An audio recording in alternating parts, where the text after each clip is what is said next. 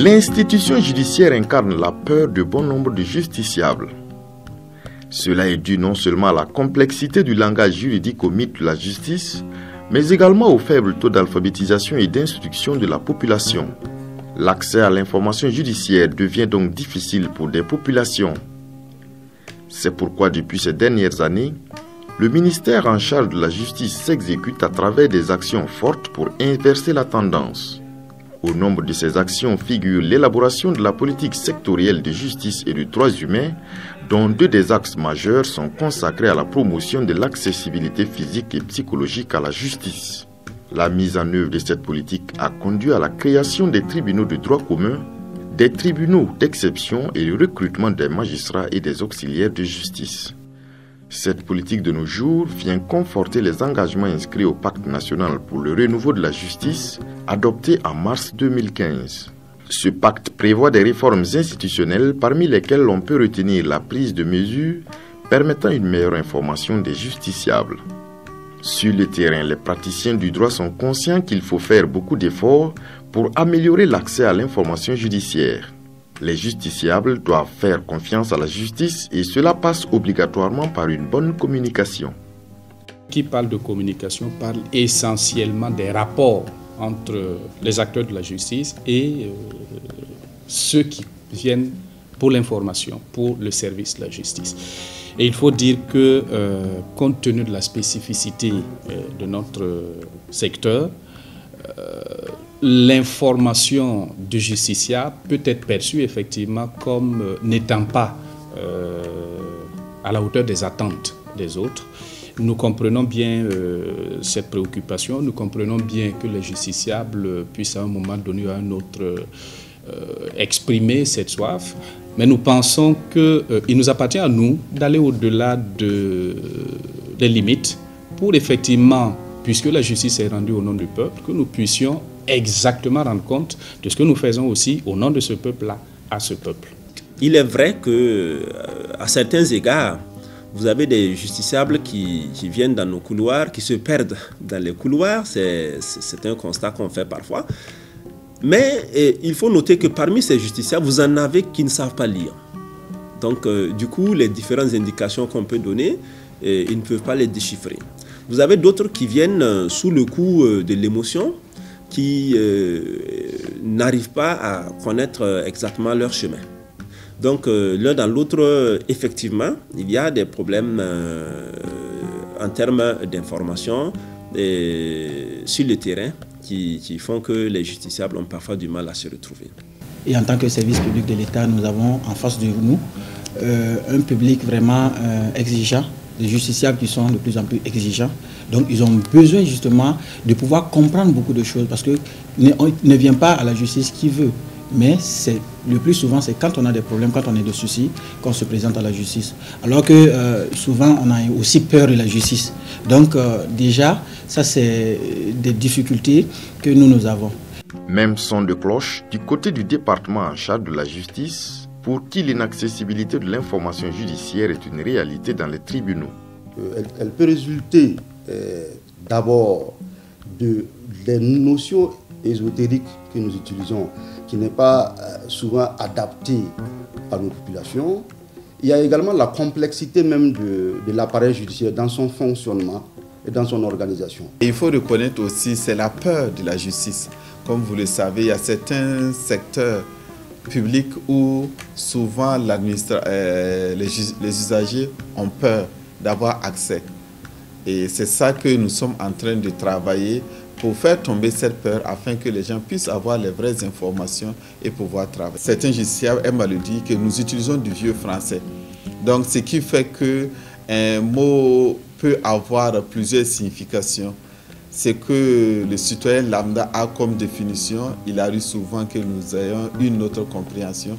Et c'est ça le déphasage, c'est ça qui nous crée, qui entraîne les incompréhensions. Nous sommes effectivement conscients de ces insuffisances qui sont une réalité, de l'accès à l'information et au-delà de l'accès même à la justice. Parce que qui parle d'accès à l'information parle d'abord de connaître les procédures, de connaître comment saisir les juridictions. Et de ce point de vue, l'accès à l'information est une nécessité pour l'accès même au droit à la justice. Et donc, c'est une réalité dont nous sommes conscients. Et c'est pour ça d'ailleurs que nous avons un certain nombre de mesures prises ou envisagées pour y remédier. En dépit de cette insuffisance, de nombreux efforts sont faits pour rendre l'information judiciaire plus accessible. Dans les tribunaux, chaque acteur joue sa partition en vue de renseigner le justiciable. Et il y a quand même un certain nombre d'efforts qui sont faits dans ce sens, parce que au-delà de certaines innovations que nous avons entreprises, nous essayons autant que faire se peut effectivement de donner une orientation précise au justiciable, comme vous l'avez dit, au lieu de le laisser taper à toutes les portes.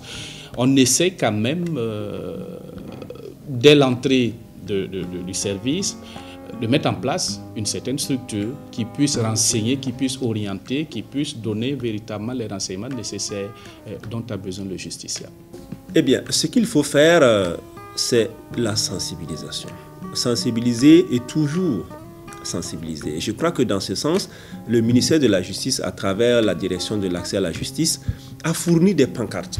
Je pense qu'en venant ici, vous avez pu vous rendre compte que nous avons des pancartes à l'entrée du palais qui expliquent les différentes procédures qui sont applicables ici, qui insistent sur le fait qu'il faut aller directement à la source et non se contenter des personnes qui rôdent autour des palais. Vous avez également le système de numérotation. Ça veut dire que quand vous prenez par exemple les portes, on met par exemple les écriteaux, on met le nom, le prénom de l'intéressé, tout pour permettre également à l'intéressé justement de se retrouver facilement. En plus de ça, nous avons créé une page Facebook. Facebook, c'est juste pour permettre de pouvoir mettre certaines informations pour le grand public, parce que nous sommes convaincus qu'aujourd'hui, les TIC également peuvent en tout cas contribuer à l'amélioration de l'image de la justice.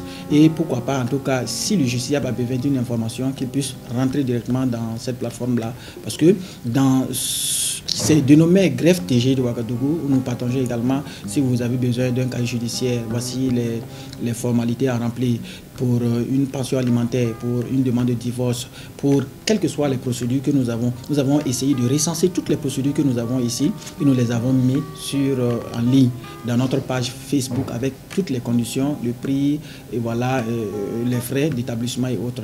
La réforme de la justice a mis un accent particulier sur la réforme du système de l'information judiciaire. En la matière, des actions concrètes sont menées au profit de la population. Par exemple, dans les palais de justice, des outils de communication sont utilisés pour informer les justiciables. Quand vous allez au niveau de la cour d'appel de Ouaga et au niveau du tribunal de commerce de Ouaga, vous verrez bien qu'il y a un panneau qui décrit un tant soit peu les actes judiciaires qui sont établis, les modalités d'obtention et les coûts. Et au niveau du tribunal de commerce, quand vous entrez, vous allez voir un panneau lumineux qui donne également des informations élémentaires pour lesquelles les justiciables ont souvent besoin. Nous organisons chaque année une journée porte ouverte afin de permettre aux justiciables de pouvoir s'entretenir avec le personnel judiciaire, de pouvoir échanger sur certaines questions dont ils n'ont pas la réponse. En plus de ces activités, nous avons un bureau d'accueil virtuel qui permet aux justiciables aussi d'avoir les informations. Il faut se dire qu'au niveau du ministère de la Justice, nous faisons des efforts pour pouvoir communiquer avec les justiciables et les usagers. Le ministère de la Justice a une direction, en abrégé d'AJAB, dont le rôle justement c'est d'écouter les plaintes des citoyens, des justiciables, de les recevoir, analyser leurs dossiers et voir qu'est-ce qu'on peut faire pour eux. Parce que très souvent, il y a des plaintes qui sont fondées et quand c'est comme ça, on oriente, on voit ce qu'on peut faire sans bien sûr interférer dans l'indépendance de la justice. Donc, il y a des émissions qui sont faites pour permettre de discuter, d'expliquer. Nous avons des sensibilisations qui sont faites et bien évidemment, nous travaillons aussi à informatiser les procédures pour faire en sorte que les gens de chez eux puissent avoir toute l'information nécessaire, ce qui évite qu'on puisse les arnaquer. De nos jours, les nouvelles technologies de l'information et de la communication sont incontournables. Et le ministère en charge de la justice a pris les taureaux par les cornes à travers l'élaboration du schéma directeur informatique et la politique de sécurité du système d'information judiciaire qui fait une place de choix à l'accès à la justice par les justiciables. Il y a le site web même du ministère de la Justice qui donne une vue sur les activités du ministère, les différentes politiques, les documents statistiques, les annonces et puis les concours. Il y a la page Facebook qui est très animée et très suivie. Il y a à côté donc pour disponibiliser même les textes et lois, une plateforme que nous avons conçue avec l'accompagnement de l'Alliance nationale de la promotion d'éthique, donc la plateforme de gestion de la jurisprudence et de la législation que nous appelons l'Exprafaso. À côté de ça, il y a donc une plateforme qui sera bientôt lancée dans les semaines à venir, la plateforme Burkindi, donc qui va permettre de mieux gérer les demandes de naturalisation, les déchéances et les répudiations de nationalité. Donc il y a également à côté de cela, donc en perspective dans les mois à venir, une plateforme interactive à travers un numéro court SMS qui va permettre d'interagir donc avec le citoyen. Par exemple, s'il demande à avoir un certificat de nationalité ou un casier judiciaire, qu'on puisse lui dire à travers un mail ou un SMS comment il doit constituer donc son dossier. Il y a également un portail que nous appelons donc Info Pratique, donc qui explique aux justiciables les différentes procédures judiciaires. Donc il est également accessible en ligne. Donc il permet donc aux justiciables de savoir comment ester en justice. Donc ça c'est un peu les outils à travers Internet, la dématérialisation. À travers donc notre direction des services informatiques, un schéma directeur informatique que nous avons d'ailleurs lancé il n'y a pas très longtemps et qui a l'appui de l'Union européenne, qui va nous permettre non seulement de voir comment informatiser certaines procédures, mais aussi permettre à ce que l'information puisse être accessible à travers des plateformes que nous allons mettre en œuvre.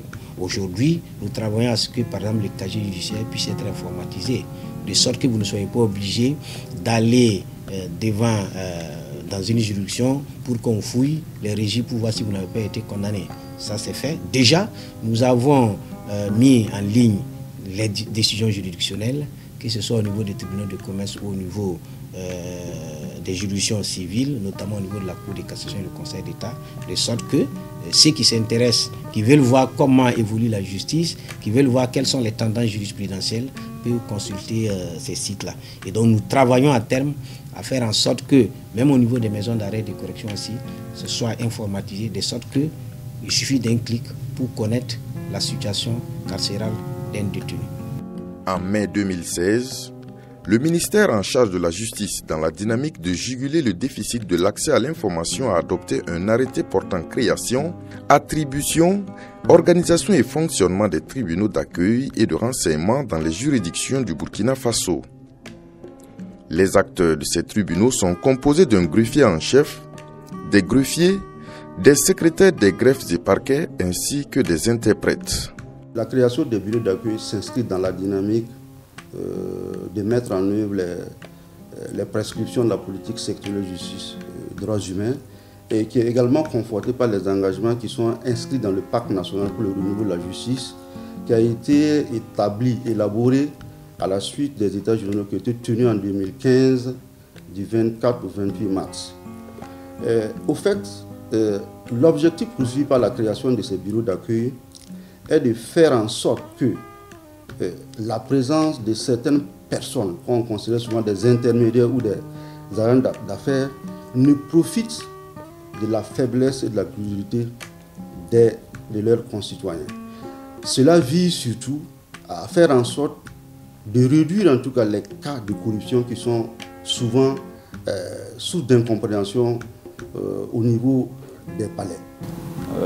Il faut déjà dire que effectivement, ces bureaux d'accueil au nombre de 20 ont été construits avec l'accompagnement d'un programme qui appuie le ministère de la Justice, qui est le programme d'appui à la politique nationale de justice, financé principalement par l'Union européenne. Cela vient effectivement à la suite du bureau d'accueil qui est au tribunal TGI de Ouaga. Donc effectivement c'est un mécanisme qui se met en place, qui devrait être tout de suite d'ici là opérationnalisé par le ministère de la Justice. Et ça c'est un outil, un élément très important pour les citoyens qui pourra dès l'entrée des juridictions effectivement avoir ce canal d'information qui les oriente. Parce que sans ces informations, souvent, ils sont véritablement à l'entrée, à l'intérieur des juridictions, un peu désorientés. Et quand vous allez aujourd'hui au tribunal de grande instance de Ouagadougou, vous constaterez que ça permet d'éviter même le contact souvent direct entre les justiciables et les magistrats, ce qui évite qu'on accuse à tort ou à raison les gens d'avoir pris de l'argent pour faire tout chose. Mais ça a aussi cet avantage que ça permet aux justiciables d'avoir accès directement à l'information par des acteurs judiciaires au lieu de la prendre en dehors de la justice, ce qui amène les gens, par exemple, pour un casier judiciaire ou un certificat de nationalité qui ne dépasse pas 300 francs ou 500 francs, que quelqu'un prenne 5000 francs pour le faire. Donc c'est un outil très important. Au tribunal de grande instance de Ouagadougou, la création de ces bureaux d'accueil et de renseignement est bien appréciée par les justiciables. Je suis venue me renseigner par rapport à un certificat de nationalité et j'ai reçu les informations nécessaires que je voulais et je suis vraiment très satisfaite. En tout cas, vraiment, avant là, c'était pas plus facile que maintenant parce qu'il fallait faire la queue pour avoir même juste les informations. Mais maintenant, à n'importe quelle heure, même si tu viens, on gagne, tu peux avoir les informations que tu veux. Je pense que le bureau de renseignement nous permet il nous fournit les renseignements que nous souhaitons. Et c'est aussi un service qui permet aussi de renseigner bien d'autres justiciables aussi sur les différents services qu'ils souhaiteront avoir auprès de la justice. Oui, en tout cas, c'est très fluide. Il n'y a pas de souci en tout cas. À mon niveau, chaque fois quand je viens ici, c'est vraiment rapide, je trouve. Souvent, il y a un peu l'affluence qui mine, mais bon, ça va, pas de souci. Oui, je n'ai jamais rencontré de problème à ce niveau en tout cas. Dans les tribunaux comme celui de Ouagadougou, l'on se félicite de la mise en place des bureaux d'accueil et de renseignement. C'est une épine de moins, témoigne un nombre de praticiens du droit. Le premier avantage à ce niveau, c'est déjà pour le justiciable, en ce sens qu'il n'a plus besoin de frapper à toutes les portes, de courir dans tous les sens pour avoir l'information, pour avoir le renseignement. Il est orienté vers un centre unique situé à l'entrée du palais de justice pour déjà avoir les informations dont il a besoin. Deuxième avantage, il est au profit de l'acteur du système judiciaire lui-même, en ce sens que au lieu d'être là, à orienter, à renseigner, il est plus concentré sur son dossier. Cela lui permet de donner plus de temps, plus d'attention au traitement de ce dossier. Ce bureau est utile en ce sens que ça limite le contact direct entre le justiciable et le magistrat. Pourquoi cette limitation est nécessaire? Si vous êtes magistrat, en principe, votre travail, c'est de traiter les dossiers et éventuellement de recevoir certains justiciables. Mais si, au lieu de traiter les dossiers, vous êtes constamment interrompu par des justiciables qui, perdus dans les couloirs, viennent chez vous pour demander un renseignement, vous voulez bien le renseigner, mais pendant ce temps, vous avez interrompu le cours de votre travail et c'est parfois difficile de reprendre. De par le passé, quand vous venez un peu, vous verrez dans le couloir des gens qui arpentent dans le couloir, qui attendent à longueur de journée. Et maintenant, avec la création justement du bureau d'accueil et de renseignement, nous ne pouvons pas dire que non, le phénomène est totalement rayé, mais nous voyons également une nette amélioration. Voilà, dès que vous êtes rentré, vous n'avez pas vu beaucoup de personnes dans le couloir parce que tout simplement, il y a certains qui ont été satisfaits justement depuis l'entrée. Le justiciable, il est rassuré. Une fois qu'il rentre dans la cour du palais, il est rassuré parce que c'est plus comme avant où tu as peur d'aller taper n'importe où, au peur de te faire, je sais pas, de te faire chasser. Quand tu arrives, tu es rassuré, tu as un endroit où aller chercher le renseignement, juste sur toutes les procédures judiciaires que nous rencontrons ici. En plus, le justiciable n'est plus obligé de passer par un intermédiaire pour accéder à la justice. Souvent même au risque de se faire arnaquer. Donc ici, il a l'information juste sur les coûts les actes que nous délivrons. Voilà. Le bureau d'accueil et de renseignement de Ouagadougou est fonctionnel depuis 2017. Malgré la plus-value certaine qu'elle apporte dans l'accès à l'information judiciaire, ce bureau fait face à un certain nombre de difficultés qui entravent son bon fonctionnement. Quand vous prenez l'arrêté même qui crée le bureau d'accueil et de renseignement, l'arrêté dit que c'est dirigé par un greffier en chef et qui a sous sa coupe des greffiers, des secrétaires de greffe et parquet, mais aussi des interprètes. Voilà. Mais tel que ça se présente actuellement, ce n'est pas totalement le cas. Nous ne sommes que 4. Moi qui suis greffier en chef et mes collègues greffiers et une autre qui est SGP, secrétaire de greffe et parquet, et un agent de bureau qui est là, qui nous aide pour les renseignements. Pourtant, les textes sont prévus qu'il devait avoir plusieurs greffiers, plusieurs secrétaires de greffe et parquet et des interprètes. Nous n'avons aucun interprète, donc nous essayons de faire avec ce qu'on a. Bon, nous avons des difficultés aussi parce que nous avons une insuffisance de matériel. Vous voyez même que le bureau n'est pas apparent. Quand on arrive, on ne sait pas qu'il y a un bureau ici. Donc si on pouvait même déjà avoir une pancarte qui montre bureau d'accueil et de renseignement, ça va donner plus de visibilité au bureau. En plus, nous n'avons même pas d'interphone pour communiquer avec les services de l'intérieur.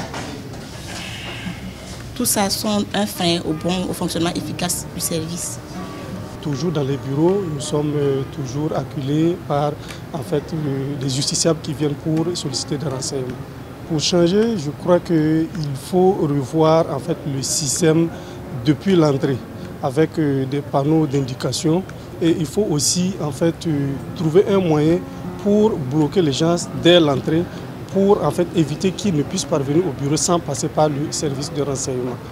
Du côté du département en charge de la justice, l'on est conscient des insuffisances évoquées par les acteurs des bureaux d'accueil et de renseignement du tribunal de grande instance de Ouagadougou.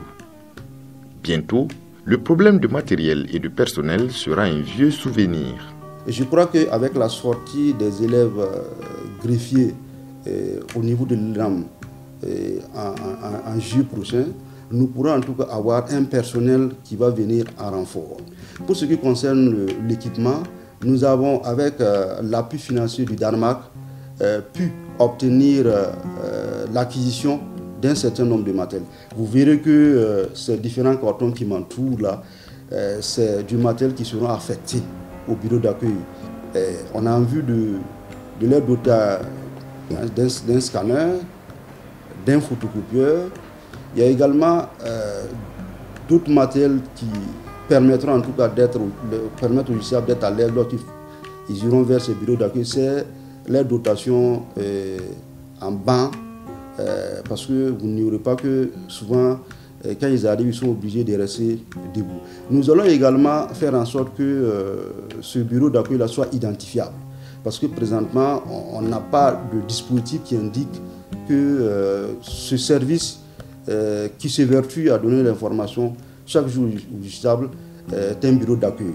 Sur une vingtaine de bureaux d'accueil et de renseignement construits par l'État burkinabé et ses partenaires dans les tribunaux de grande instance du pays, seul celui de Ouagadougou est fonctionnel.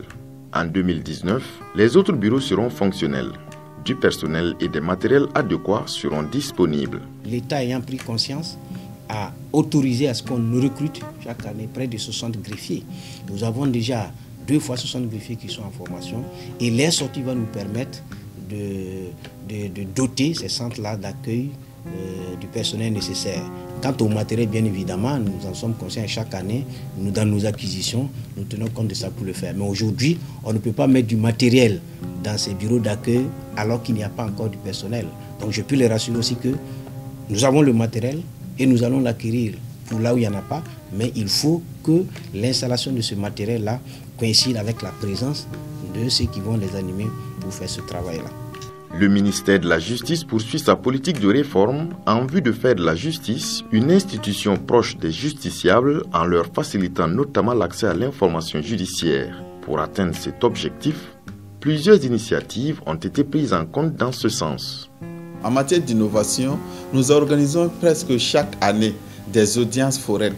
Les audiences foraines, des audiences extraordinaires. Les audiences foraines consistent à ce que le tribunal se déplace dans un département, dans une province, dans une commune, pour tenir l'audience afin, premièrement, de pouvoir statuer sur les dossiers inscrits à son ordre du jour. Deuxièmement, pouvoir sensibiliser la population et leur permettre d'avoir accès à la justice. Le code de procédure civile que nous sommes en train de relire présentement et le code pénal qui est déjà relu, qui est déjà adopté, nous sommes en train de jouer sur le délai. Il faut réduire les délais parce qu'on constate qu'effectivement, l'une des questions que le justiciable se pose, c'est les questions de délai. Pourquoi mon dossier tarde? Pourquoi ça prend du temps? On ne comprend pas. Est-ce qu'on n'a pas classé mon dossier? C'est tous ces aspects que nous sommes en train de revoir pour pouvoir adapter les textes à notre contexte actuel afin de pouvoir éviter tous ces désagréments. Nous attendons créer des services parallèles qui vont appuyer ces juridictions, à savoir des points d'accès où nous allons installer par exemple, c'est-à-dire que affecter du personnel et former du personnel au niveau des tribunaux départementaux et d'arrondissement qui vont servir de relais pour donner l'information judiciaire aux justiciables. Parce que comme elles constituent des juridictions de proximité, c'est mieux que ces points d'accès soient implantés à leur niveau. Autre démarche, c'est de créer des maisons de justice de droit qui seront des lieux où les justiciables pourront connaître leurs droits et leurs devoirs, qui pourront également régler à l'amiable leurs différends et avoir des informations pour s'orienter dans le circuit juridictionnel. Voilà autant de dispositifs qui permettront en tout cas d'accompagner les juridictions dans leur quête de donner une information judiciaire adéquate aux justiciables. Le ministre Bessolé René Bagoro, tout en demandant aux justiciables de faire confiance à la justice, témoigne toute sa gratitude aux différents partenaires techniques et financiers pour leur accompagnement constant. Nous apprécions très positivement l'accompagnement de nos partenaires techniques et financiers, dont notamment la Banque mondiale, l'Union européenne, le Danemark et le PNUD qui nous appuient parce qu'ils ont pris conscience qu'effectivement de l'efficacité de la justice dépend le sort des droits humains et partant même du développement du pays. Et donc nous les remercions de nous avoir toujours accompagnés.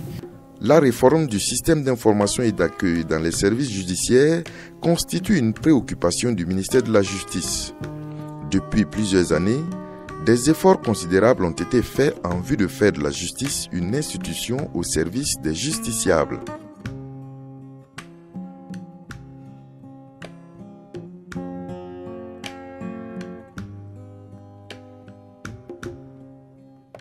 Hawa dololo, hawa dololo, hawa.